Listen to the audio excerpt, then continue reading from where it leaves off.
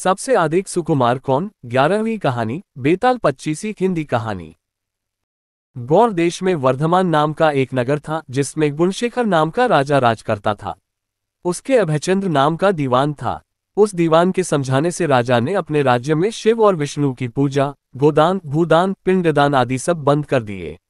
नगर में डोंडी पिटवा दी कि जो कोई ये काम करेगा उसका सब कुछ छीनकर उसे नगर से निकाल दिया जाएगा।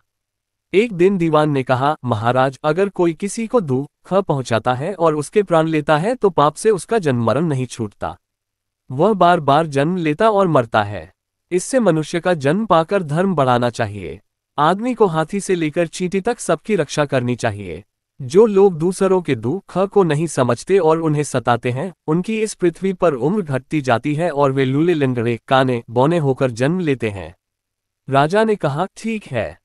अब दीवान जैसे कहता, राजा वैसे ही करता। दैवयोग से एक दिन राजा मर गया। उसकी जगह उसका बेटा धर्मराज गद्दी पर बैठा। एक दिन उसने किसी बात पर नाराज होकर दीवान को नगर से बाहर निकलवा दिया। कुछ दिन बाद एक बार वसंत ऋतु में वह इंदुलेखा, तारावली और मृगांकवती, इन तीनों रानियों को लेकर बाग में गया।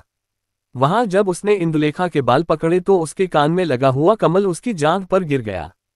कमल के गिरते ही उसकी जांघ में घाव हो गया और वह बेहोश हो गई। बहुत इलाज हुआ तब वह ठीक हुई। इसके बाद एक दिन की बात की, तारावली ऊपर खुले में सो रही थी।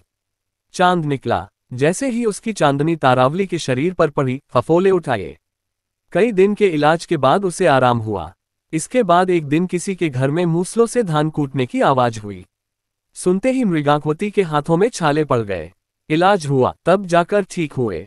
इतनी कथा सुनाकर बेताल ने पूछा, महाराज बताए, उन तीनों में सबसे ज्यादा कोमल कौन थी? राजा ने कहा, मृगांकवती, क्योंकि पहली दो के घाव और छाले कमल और चांदनी के छूने से हुए थे। तीसरी ने मूसल को छुआ भी नहीं और छाले पड़ गए, वही सबसे अधिक सुकुमार हुई। राजा के इतना कहते ही बेताल 9-2-11 हो गया। राजा बेचारा फिर मसान में गया और जब वह उसे लेकर चला तो उसने एक और कहानी सुनाई।